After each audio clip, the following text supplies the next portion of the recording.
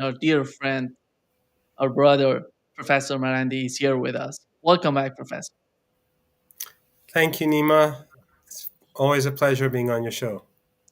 Professor Marandi, let me start with what we've learned yesterday from the Iranian ambassador to Russia. He says that Russia has proposed a defense pact between Iran, between like minded countries against NATO, and the proposals are still in the early negotiations phase. And when you look at the way that Iran and Russia somehow are, changing their mindset toward what's going on in in the case of NATO and how NATO, because the attack on Iran, we have to accept the attack on Iran was not just Israeli attack on Iran. It was the whole West supporting Israel in that attack. The intelligence, the way that, even during the war, when they attacked Iran, they tried to condemn Iran instead of condemning Israel. That was amazing to watch. And the European leaders saying that this is Israel is doing our daily job against Iran. What is, in your opinion, that is shaping, something is shaping between Iran and Russia, or maybe other countries coming? What is your take on that? Yes, as you rightly point out, it wasn't just the Israeli regime. It was obviously the United States. Trump accepted responsibility, even though earlier on the National Security Advisor and Secretary of State Rubio denied U.S. involvement. Trump said the United States that he was the person behind the war. So this was an operation carried out by NATO. And when I mean NATO, I mean that includes Turkey, because their facilities, unfortunately, were being used.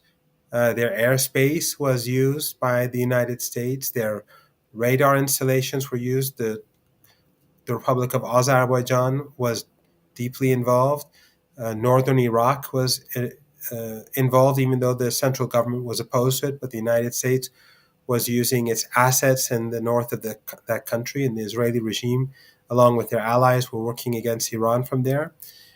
Syrian territory, I don't know if the Syrian regime uh, was linked to it, but Syrian territory was used, and I don't mean just the airspace, but the Persian Gulf monarchs, all of them, the radar installations, the U.S. bases there, they were all used. So this was a huge coalition. And I would not be surprised if the Iranians and the Russians and others began to work more closely with one another with regards to a structural military relationship. I don't know if one could ultimately call it an alliance or not, but I think it is important that in these very dangerous times, the global majority has the ability to defend itself, because the Americans are behaving increasingly uh, provocative in a provocative manner, whether it's in Venezuela, whether it's in when they speak of Nigeria. We saw the United States refuse to attend the G20 in South Africa, claiming that there's a genocide going on there against the white minority. And so every day now in Gaza, in Lebanon, in the West Bank, the Israeli regime with Western support is slaughtering people. No punishment, no condemnation from the EU, European and American human rights organizations. They're all quiet. It doesn't matter because these are Amalek. But there's a genocide going on apparently in South Africa that no one knows of. So when the United States is behaving this way across the board, then countries have to find a mechanism that helps them protect themselves. And I don't know what the Iranian ambassador meant exactly about the future of the relationship between Iran and Russia, and whether it will evolve into some sort of deeper military cooperation than what we see today, how far that will go. But in any case, I think it's understandable that such things are being explored. W- when it comes, Professor Marandi, to the foreign policy of Iran, we've had the foreign minister of Iran talking about the situation with the deal, with the negotiations with the United States. Do you think that today, Iran, how does Iran see the negotiations? If the United States if the United States decides to be honest in the negotiations with Iranians, because we had the foreign minister of Iran saying that the United States try to force what they want. How do you see the position of Iranians today, the Iranian official policy toward the negotiations with the United States? Iran has no reason to negotiate with the United States right now, and it has no intention to negotiate. That doesn't mean that that Iran is opposed to negotiations per se. Iran, even when it knew that the negotiations will lead to nowhere, ultimately accepted indirect negotiations so that they could show both Iranian public opinion and the international community that the United States was insincere. They did that both during the weeks before the war, the 12-day war that was imposed upon the Iranian people, and they also did it after the war, not with the United States, but in their negotiations with the International Atomic Energy Agency in Cairo. And Iran signed an agreement with them because the Europeans promised them that if they did, they would find a solution for the nuclear standoff. The Iranians knew the Europeans were lying, and they were proven correct. So those were smart moves. But right now, there's really nothing to say because the conditions that the United States wants to impose on Iran are ridiculous, and no one in Iran is going to take them seriously. And Iranian society is different today than it was before. No one thinks that anything useful will come out of negotiations with Trump. People are watching Trump on a daily basis, his daily rants, his rage against his internal opponents and his external opponents, his shifts and changes. No one takes him seriously. They see him as a threat. And that is why, probably, if the Iranian military relationship with Russia were to deepen further, there would be much less pushback in Iran today among liberals than there would have been a few months ago. The Americans have really, and the Israeli regime have really made uh, things more difficult for themselves. They have united Iranians in a way in which I haven't seen, as I said once on your show before, since I haven't since that for decades, uh, because of their own foolish behavior. So at the moment, I don't see any sign of negotiations taking place between the two sides because the United States is making outrageous demands. When the United States decides not to go to war, their war would change to another form of conflict, which is sanctions. I would argue, when you look at the history of the revolution in Iran and what has happened in the aftermath of revolution, the huge sanctions in Iran, what Iran has today that the United States wants to limit, to put limits on them, is the nuclear program of Iran and the missile system of Iran.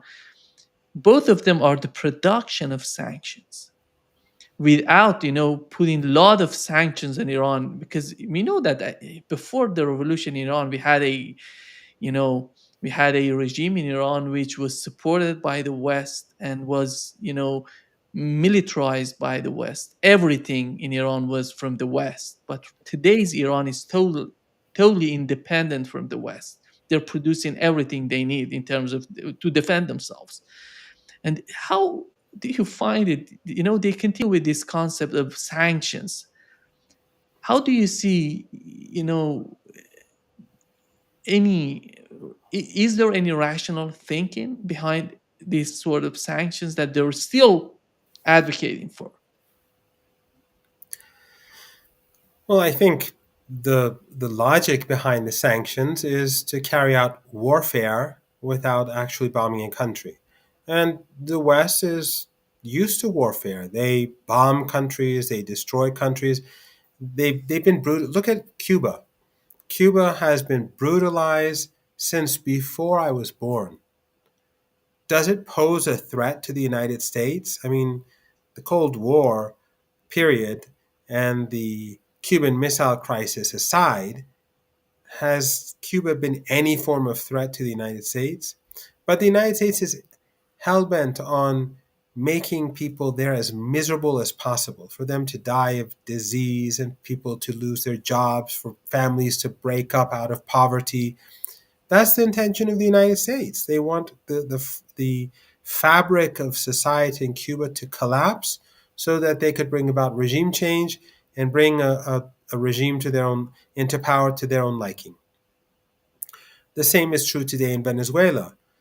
The sanctions against Venezuela are targeted have targeted ordinary Venezuelans. I've been to Venezuela multiple times. It's not even like Cuba. I mean, it's not communist. It's actually Catholic society. I think 70%, maybe 75% of Venezuelans are Catholic. Overwhelmingly, anyway, Christian. Almost 100% Christian. So, so it's not about communism. You have the private sector also in you have very wealthy neighborhoods in Venezuela. So it's not about socialism and communism. It's not about authoritarianism, because the authoritarianism that we see in the Persian Gulf region with these absolute monarchies and across the Arab world, where the Americans have imposed and the Europeans have imposed these dictatorships, uh, that's not a problem. So again, that can't be the reason for their hostility to the Venezuelan people. And of course, the issue of narco terrorism is nonsense, as you've discussed on your show with people with much greater knowledge. It doesn't come from Venezuela. The problems in the United States. But in any case, the United States is aggressive. It tortures people. It destroys lives through sanctions, and that has always been the objective with Iran as well.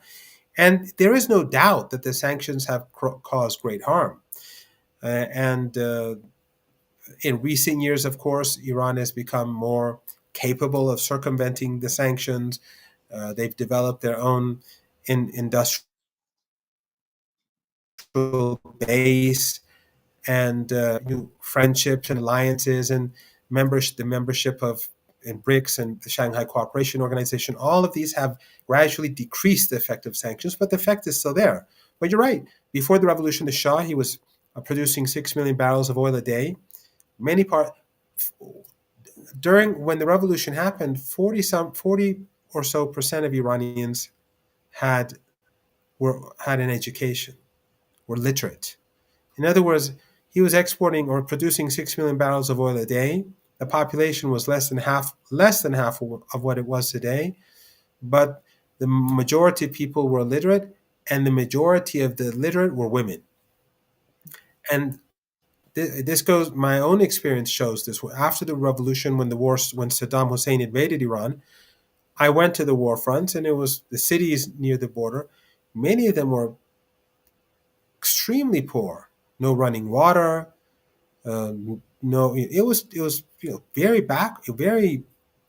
backward. So, and then again, in my own experience, even though the Shah was like these Arab regimes in the Persian Gulf, the Shah purchased all sorts of weapons, but Iran wasn't producing anything. The weapons that we were using uh, were all imported, and then gradually Iran, because of the sanctions, began to build its own military industry. So the sanctions did make Iran much more self-reliant, much more high tech, much more capable of withstanding the United States. And also, Iran's experiences have been passed on to Russia, for example. When the United States began imposing similar sanctions against Russia after the Ukraine war, Many Russian delegations came to Iran to learn about the Iranian experience so that they could rapidly um, overcome many of the problems that were imposed upon them. So the sanctions regime creates hardship, but it also pushes the country to become creative, self-sufficient, self-reliant, and to seek new partnerships. And but most importantly for the West is that it creates a permanent loss because countries like Iran are pushed so far away that they will never come back. The United States, by antagonizing Russia, Iran, and others the way in which it does, it makes any form of rapprochement even more unlikely than ever before. So the United States marginalizes itself. What's going on, Professor Marandi, with the concept? I know that you follow many of these posts on X, and you know what's going on generally, the atmosphere, and it seems that the Zionist movement tries to picture the situation with what's going on in the West Asia as though the Islamists, as they call it, they want to capture, to reshape the whole West. They're somehow attacking the West. They want to reshape the West. And here is the British commentator, Melanie Phillips, talking about that. I want to know your take on what she's trying to picture for the people in the West. Why is all this happening? Well, I think that the Palestine cause is absolutely central. The Palestine cause, as we all know here, is based on nothing other than the destruction of the Jewish state, but more than that, it is also based on stealing the Jews' own history in the land from them. But the Palestine cause has become the cause of causes in the West, which of course is in the business of destroying its own core values, which come from Judaism. No coincidence. In my view, the Palestine cause is a form of holy war, Islamic holy war, and it is a Trojan horse for the Islamization of the West. By adopting the language and the moral inversion of the Palestine cause, the West has bought into the agenda for its own destruction at the hands of Islam. This is a death wish by the West. And if you have a death wish, you cannot fight a death cult, which is what the West is facing in the forces of Islam. It cannot fight it because it no longer knows what it is. The West no longer has the will to defend itself because it no longer knows what that means. And insofar as it ever knew what it means, it has tried to destroy it by telling itself that the West is to be hated. This has Yeah, you get the tone, what she's talking about. Uh, How, you how know, do you how do you understand the way that they're trying to say that this Islam is attacking us? We have to do something, but we are, the state of Palestine is on the way. Is blocking that sort of attack. That's why it's necessary to support Israel.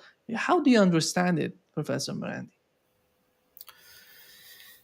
Nima, um, when the Israeli regime was forced to leave Lebanon in the year 2000 after 18 years of occupation, 18 years of occupation, those who are impatient about resistance today, they should go back and take a look at history and see how long it took for Hezbollah to push this regime out of Lebanon. 18 years. After the year 2000, I went with a group of students, University of Tehran students. There were 9 of them, and I think maybe 5, 6 professors. We went to visit. We went to a conference in Lebanon, but then we also visited southern Lebanon. We went to the town or the city of Khiam, and we went to the prison. In that prison, we met one of the former prisoners. And he said, in front of all of us, in front of men and women, he said that they raped his wife in front of him. They brought his wife to the prison, raped her in front of him to force him to give information. And the person who carried out the rape was Lebanese. Okay? When the prisoners were liberated, because the Israelis just quickly left Lebanon and left the prisons, and the prisoners came out, the martyr Sayyid Hassan Nasrallah called on his supporters not to seek revenge against anyone who was working with the enemy and lives in Lebanon. This former prisoner told us that I see this rapist every now and then because he lives in the South, and of course he has deep feelings about what happened, but he said I don't even think about it because that's what Sayyid Hassan Nasrallah wanted, because he wanted Lebanon to be calm. He wanted Lebanon to remain united, stable, calm. So he was looking at the bigger picture. And this woman talks about Islam in that way. The Islam that she is talking about is actually the Islam that the intelligence agencies that she is in love with, Mossad, the CIA, the Turkish intelligence agency, Qatari intelligence agency, the NATO intelligence agencies, and the all other oil and gas rich regimes that are bound to the United States, the Islam that they produce, the Takfiri Islam, the Islam of Muhammad ibn Abdul Wahhab, the Islam that the United States uses in its proxy wars, whether it's in Afghanistan or in Syria or in Libya or elsewhere.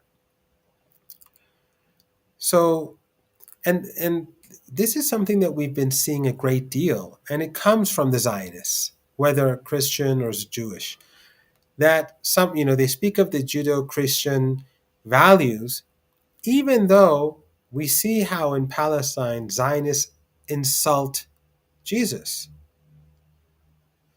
For Muslims, on the other hand, Jesus is infallible. He is, a chapter in the Holy Quran is named after his mother. We would fight for him. We saw how the resistance in Lebanon and Iraq, they fought to save the Christians, among others. And by the way, when I visited Iraq during the war, I went and met a Christian commander of the Popular Mobilization Forces. In their own regions where they were Christian, they had their own forces, and the guards and the Iranian Revolutionary Guards and the Iraqi Popular Mobilization Forces and the Iraqi army were working with them. So while the West was supporting these Takfiri groups, NATO and their regional partners, the resistance was supporting the Christians. And recently I saw something said twice, apparently, by Tucker Carlson, when he said he's rightly very critical of the Israeli regime. But one thing that he said is that the Israeli regime is not Western. It doesn't abide by Western values. He said it's Eastern and it's Asian, and they have blood guilt or collective punishment, or people are born guilty in those cultures. But it's the exact opposite. And we do not have blood guilt or collective punishment. We do not have, people are not born guilty. In fact, in Islam, we don't even have the concept of original sin.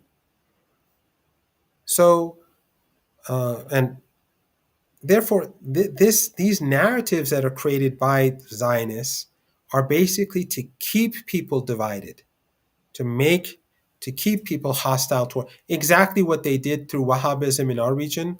These intelligence agencies bound to the West in Turkey and Saudi Arabia and Qatar and others for decades. They used sectarianism, racial hatred to keep the region divided. Now that that divide is being washed away because uh, the reality is clear to everyone who has open eyes that it is only the resistance that is supporting the Palestinian people and no one else. Now they're fearful that since Europeans and Americans are turning against the Israeli regime, they're fearful that Muslims and Christians would move closer to each other. So they try to create um, this deep divide between the two sides and fabricate some sort of animosity. So, who was it that saved the Christians in Syria before the Al Qaeda came to power? Who saved the Syrians in Iraq? It surely wasn't the Western armed forces. It surely wasn't the Israeli regime who bombed Christians in Gaza and who murder Christians in the West Bank, in the occupied West Bank. And by the way, the same. So for Muslims, Christ is king, and Moses is king.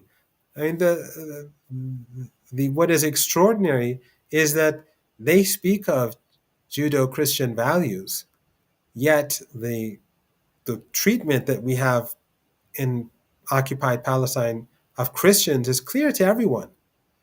But no one is, even though Iran considers Iran, I mean Muslims consider Moses to be uh, an infallible prophet, and Jesus, as I said before, when they have such a status in Islam, but you would expect that there would be some talk of common values. But these people, they have a vested interest in divide, just as these oil and gas rich dictatorships have a vested interest in sectarianism. These have, because they have no legitimacy, they're dictatorships and they're bound to the West. These the Zionist regime, they have a vested interest in religious hatred, and their focus is on dividing Christians and Muslims and Jews and Muslims. But the fact is that Iran, which is the center of the axis of resistance, Iran has Jews and Christians. Iran has a Jewish MP in accordance with the constitution of the Islamic Republic of Iran, and it has multiple Christian MPs in accordance with the constitution of the Islamic Republic of Iran. A while back, I think you probably heard that online there was a lot of news about an Iranian metro station named Saint Mary, the mother of Jesus, the mother of Christ. It it didn't make any great news here because for us it's natural to have such a metro station, especially since it's right nearby the most important Armenian church in Tehran. But for for people outside of Iran who've been bombarded by Western propaganda for decades, anti-Iranian propaganda, anti-Muslim propaganda, anti-Shia propaganda, anti-resistance propaganda, for many it was a big surprise. But it shouldn't be. For why would we have any hostility towards Christians? We have no hostility towards Jews. We consider Jews who've been standing up against Israel as heroes, and many of them travel to Iran. Many of them have visited Iran, and as I said, we have Jewish Iranians who have, despite the attempts by the Israeli regime to convince them to leave Iran, they haven't. They've stayed put. Actually, I don't want to make it it's somehow a religious talk, but Professor Marandi, the Muslim, when we talk about the Muslim in Quran and in the Holy Quran, they're talking about Muslim as Ibrahim and Ismail, as we call it in Persian, or Abraham and Ishmael. They both were called Muslim in Quran. It shows Yes. how the concept is not just trying to isolate the Muslims. They're trying to show that how this community is, it's tries to embrace other people, different from, Christians, Jews. It's not just separating people from each other; it's connecting people to each other. You see, this goes, I think, I want to sort of build a bridge between what you're saying and what this woman said, and also what the former speechwriter of Obama said recently, in which I'm sure you saw. Basically, what she was saying is that when Jewish kids at school see reality on their cell phones, and so they don't believe our narratives anymore. And what is the solution? To take away the reality, to take away the cell phones, right? This shows two things, by the way. One is that it shows that they're admitting young Jews, school children, look at them with disgust. She used the word something like that uh, when they speak, when they try to repeat these narratives after they've witnessed all the horrific crimes that they've carried out. It shows that Jews do not think like the woman uh, who wrote for Obama, nor this woman who calls this some sort of death cult. And the second is that both these women are trying to do the same thing, and that is try to impose these fake narratives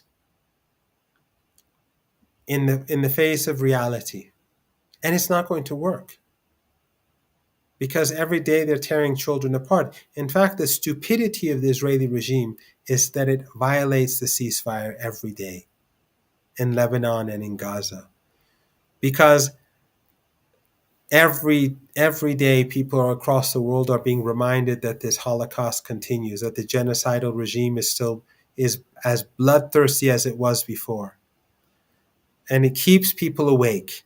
It's painful to see the extermination of families in Gaza uh, take place, the murder of some these Zionists, and Western journalists come in. A Western journalist spoke to me and said that I said they're violating the ceasefire every day, and the journalist said, "Well, they say these are Hamas and Hezbollah." And I said, "It's a ceasefire. What does that have to do with anything?" As if for them, killing people is legitimate even during a ceasefire. If it's Hamas and Hezbollah, then that's not a ceasefire. So, and I kept having to repeat this to the journalist. I probably said it 4 or 5 times to get it into that person's thick skull. But it's like they're so deeply entrenched in these narratives that they just can't see reality, or they don't want to see reality. I once had a student who plagiarize heavily, and then I'm sure you have similar examples.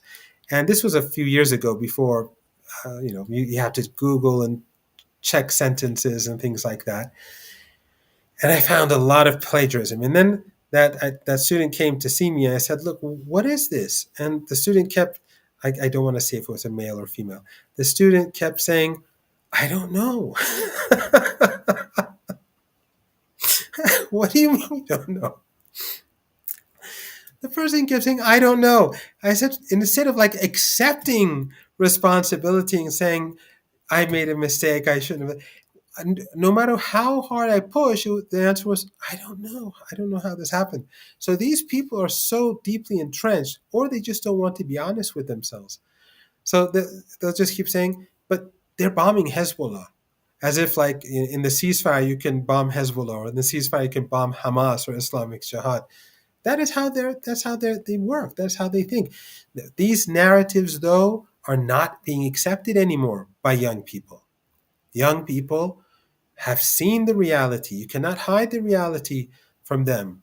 They're trying now, by the way, by shutting down TikTok and taking over the media even more than before. But in any case, they've seen what shouldn't have been seen. babies torn up, torn into pieces every day.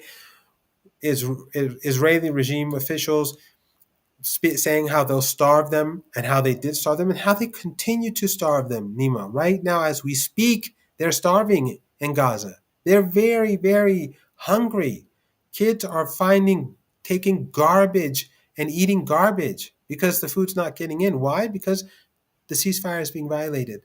They're not just murdering people, but they're preventing food and equipment from getting in because they want to continue having kids die. They want to exterminate the Palestinian people. And Western journalists, Western media is not saying anything about it because they don't care. Because those people who work at BBC, they're stenographers. CNN, the same. The New York Times, The Guardian, they're all the same. They have no dignity, no honor. Otherwise, they'd be crying bloody murder day and night. But if something happens in Iran, if someone is beaten up, if someone is, I don't know, arrested, you know, just a couple of days ago, they condemned Iran um, for human rights violations again. Like, really, you're carrying out a genocide in Gaza? You're assisting the Israeli regime carry out a genocide, and Iran is the violator of human rights? They have no dignity or no honor, just like the governments don't have any dignity or honor. But people have woken up. Young Jews, this woman admits that young Jews don't accept their narratives anymore. And so her solution is to take away their cell phones until their final year at high school. Well, good luck with that. Yeah. Since you've mentioned, Professor Marandi, the attacks on Hezbollah and Hamas, we've learned that Hezbollah has confirmed the assassination of Chief of Staff by Israel. And Haitham Ali al Tabatabai, his name is. And Professor Marandi, whenever I see some sort of assassinations, when it came to Iran, right now to Hezbollah, to Hamas, it shows that Israelis are in some sort of desperation mode. They don't know what to do but to assassinate people because they can.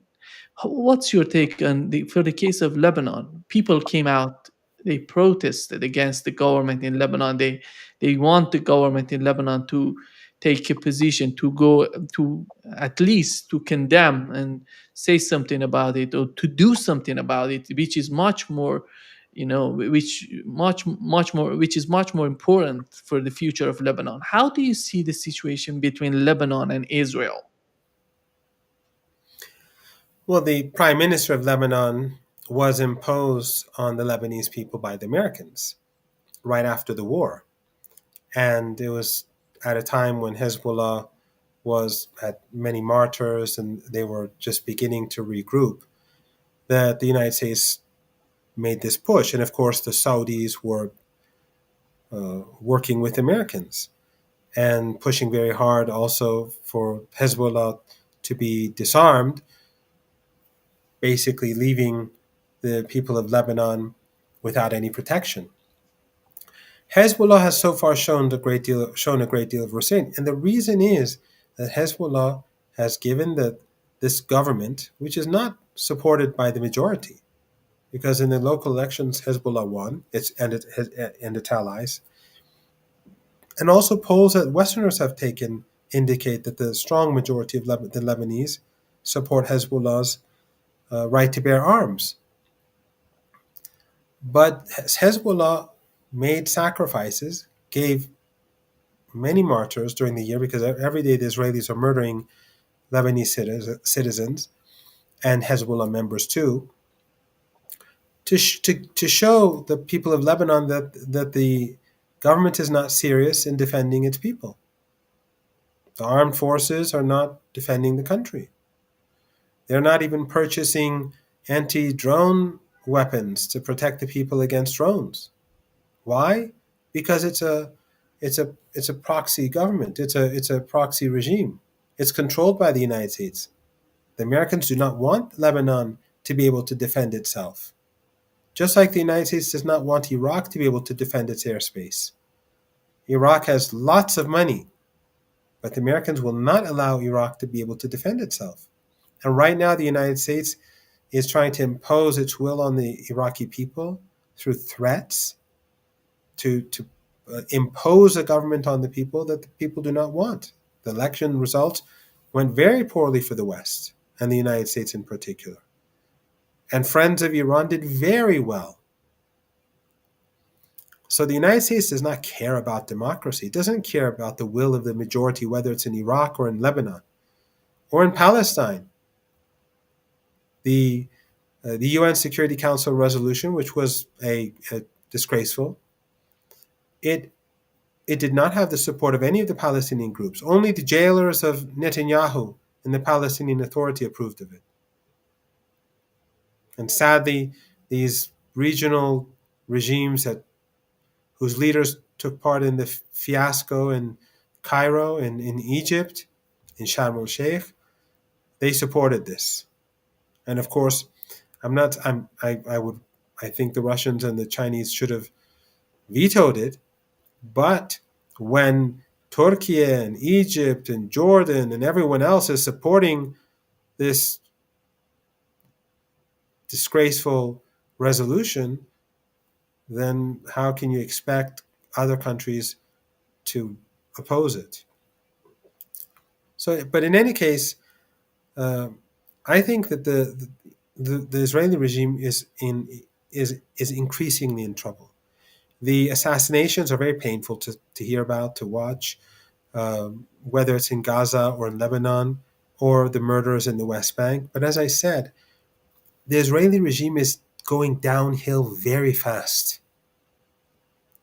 It's hated across the world. If it was smart, it would have it would impose it, it would accept a ceasefire and end the killing. And then try to, through Hasbara and their propaganda, to rebuild their image. Not possible, but try to rebuild their image a bit after all this devastation.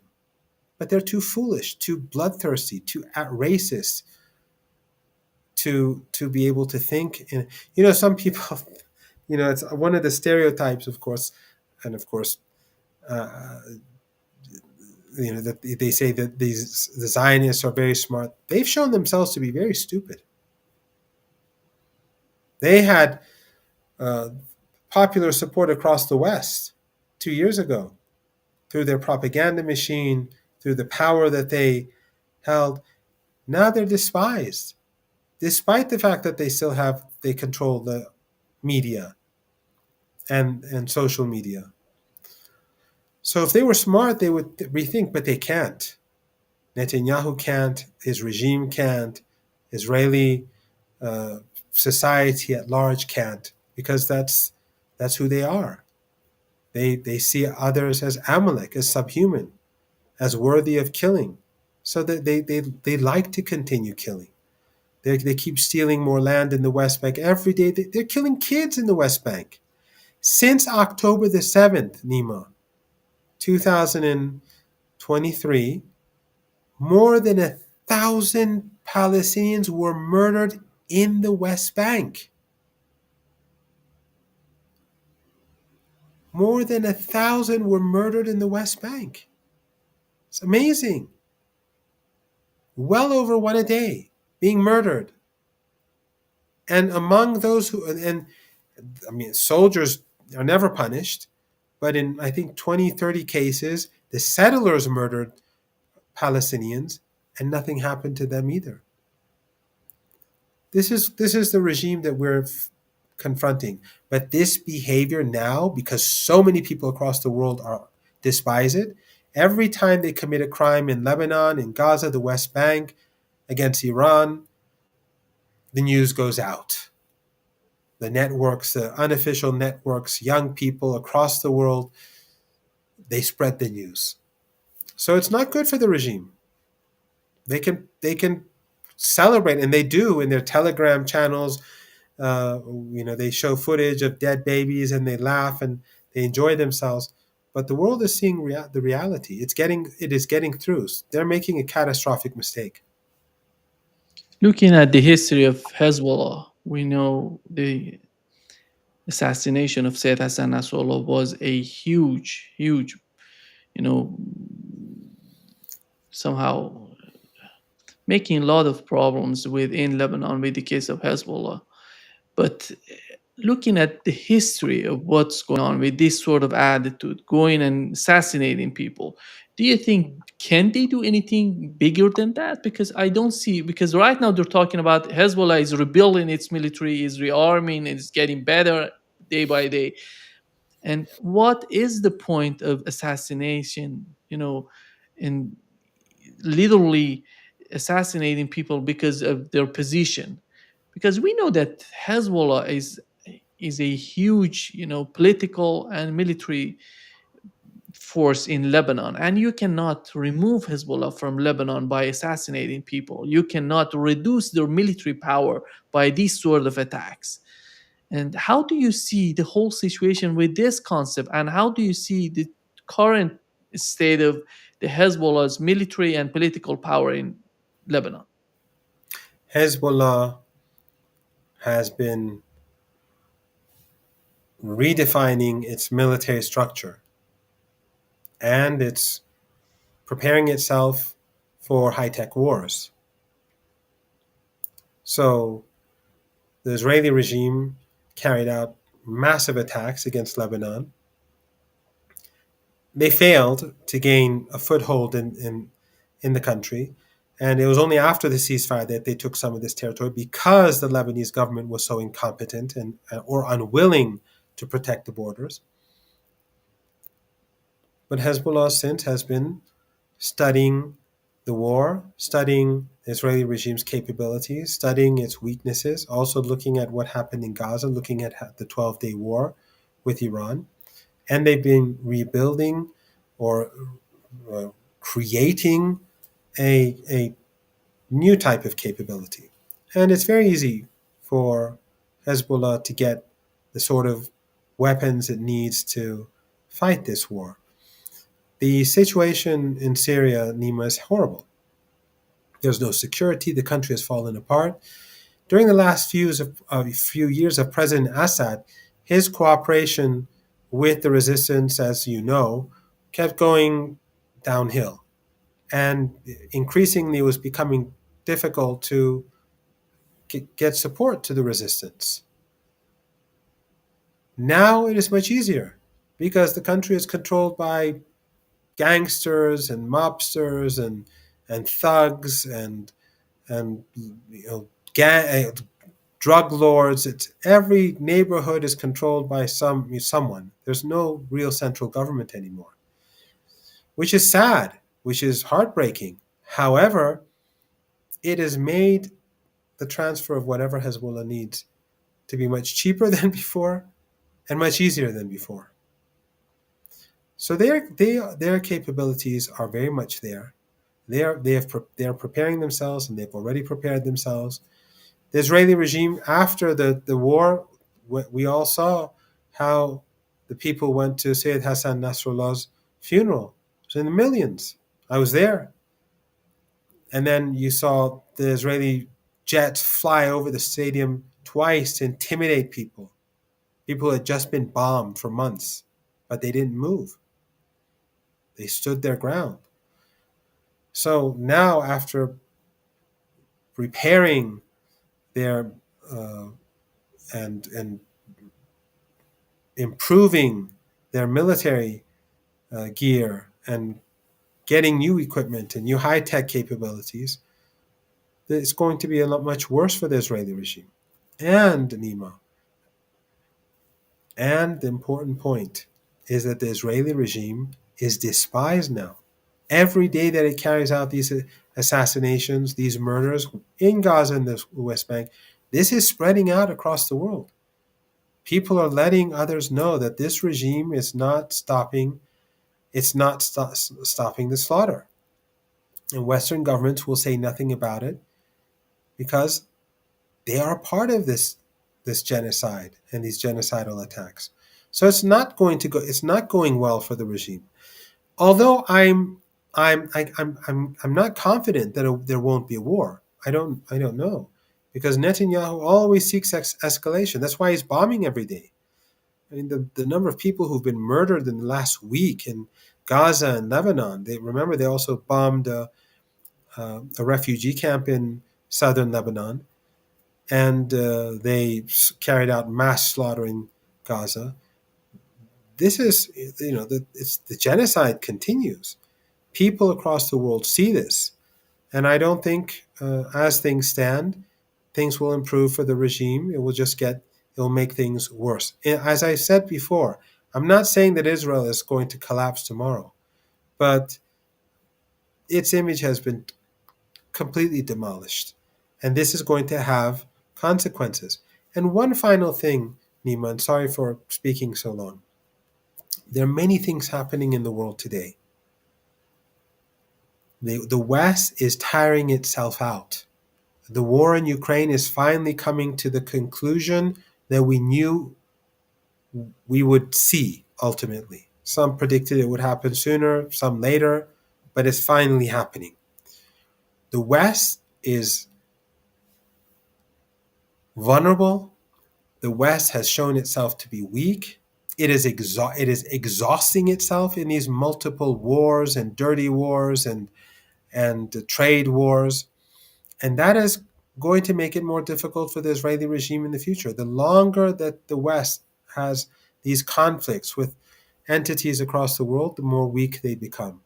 So time is not on the side of the Israeli regime, no matter how you look at it. They can kill, yes, it's painful.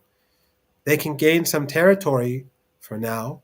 But remember, as I said earlier, Lebanon was occupied for 18 years before it was finally liberated. And the Israeli regime of today is not like the Israeli regime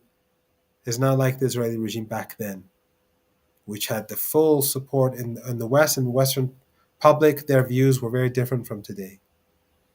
And the supporters of the resistance in Lebanon back then were much weaker than what they are today.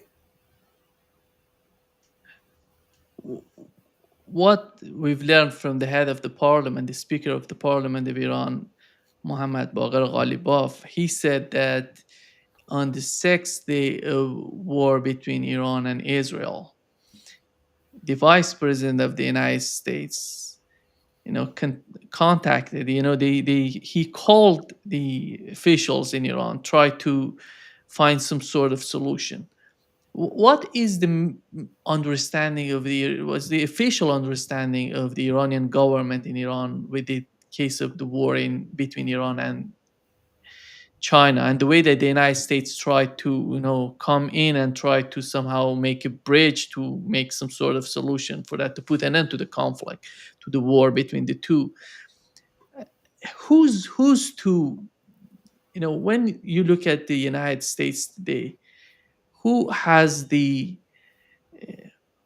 official voice in the government, in the administration? Because we have to know, every time Donald Trump comes out and says something different, and nobody can believe what Donald Trump is talking about. But do you think that the vice president of the United States was somehow more rational in the way that he was talking to Iranians? What's your take on what has happened with this case? The Israeli regime and the Trump regime, they are very closely coordinated. And the vice president, whatever his heart may be telling him, I don't know. Some say he's a bit different, and you've heard all this. You know his background, his religious background, and who his friends are, and all that. But he's not going to do anything that Trump doesn't want him to do. The reason why they began communicating or trying to communicate to Iran indirectly was that the tide had already turned. The first day, of course, was an Israeli blitzkrieg. And then by day 4, let's say, the tide had turned and Iran had the upper hand. And by day 8, Iran didn't even fire all that many missiles. They were all getting through because the Israelis had already spent most of their defense, and the Americans spent most of their defense capabilities, but also the Iranians had figured out their weak points, and they no longer needed to fire many missiles. So from day 4 to day 8, roughly, the tide turned, and from day 8 to day 12, it was Iran that was hammering the Israeli regime. And many of the Israeli strikes in Iran weren't having an important impact because they were hitting buildings that had been evacuated. So Iran had emptied a lot of places, and the Israelis, the places that they were bombing during the last 3-4 days, I'm not saying it didn't have any impact, but the impact was decreasing. And but the Iranian missiles were hitting very hard. So he was trying to get the because this was not an Israeli war. This was a U.S.-Israeli war, and Israel is the United States at least when it comes to the political regime. So, and we know that now that Marco Rubio was lying, that the United States had nothing to do with it, because Trump, he proudly just recently took responsibility, which has legal repercussions in the future. But that aside, um, Iran knew from the beginning that the United States was a part of it. The only reason why the United States contacted Iran after a few days was because they felt that they were in trouble. That's the only reason. And next time round, it's going to be far worse. Far worse. The Iranians are preparing themselves rapidly. And the Israeli regime is going to find out, if they attack Iran again, that Iranian missiles are much more devastating and deadly than what they thought they were. Thank you so much, Professor Marandi, for being with us today. Great pleasure, as always. It was an honor, Nima. Thank you very much for having me.